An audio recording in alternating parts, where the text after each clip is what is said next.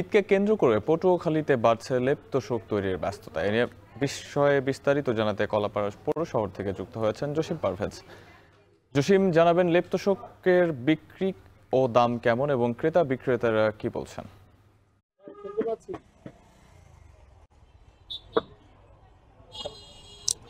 সাহাব, আপনি জানেন যে শীত কিন্তু এসে গেছে।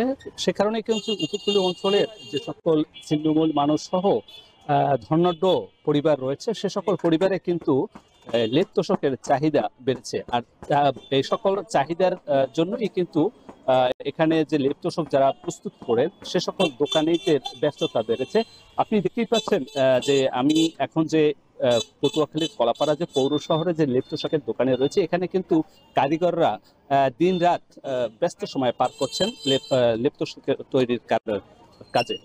আমরা এই বাজারে বিভিন্ন দোকান ঘুরে প্রস্তুতকারী যে প্রতিষ্ঠান রয়েছে সে সকল প্রতিষ্ঠানে ঘুরে দেখেছি। তারা আমাদেরকে নিশ্চিত করেছে যে এই মৌসুমে গত বছরের চেয়ে এবছর প্রতিটি লেপ তোশকে প্রতি পিচে 1 থেকে 150 টাকা বেড়েছে। কেননা তারা বলছেন যে উপকরণের দাম বেড়েছে, সে কারণেই বাড়তি দরে বেচা বিক্রি করতে হচ্ছে।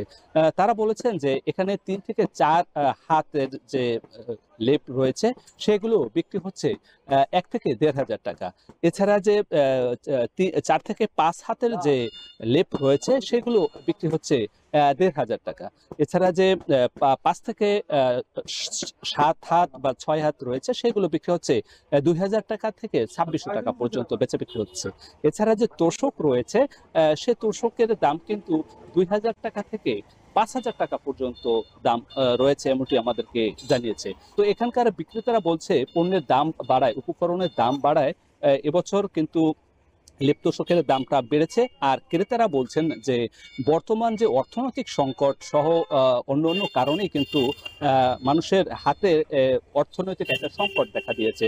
তার মধ্যে এখন এই মৌসুম, শীত মৌসুম আগত মানেই হচ্ছে নতুন করে বিবাহ যে অনুষ্ঠানগুলো হয়ে থাকে সেই বিবাহ অনুষ্ঠানে এই লেপ তোশক গ্রামীণ পর্যায়ে শ্বশুর বাড়ি এবং জামাই বাড়ি এবং দিয়ে থাকেন, বিনিময় হয়ে থাকে। সে কারণেই কিন্তু এই লেপ তোশকের দামও বেড়েছে এবং বিবাহ যে একটা পরিবেশ সেটিও কিন্তু এখন গ্রামীণ পর্যায়ে বেশি করে বেড়েছে। তো সে কারণে সেখানে উপহার স্বরূপ এই লেপ তোশক প্রদান করা হয়, সে কারণেই কিন্তু চাহিদা বেড়েছে।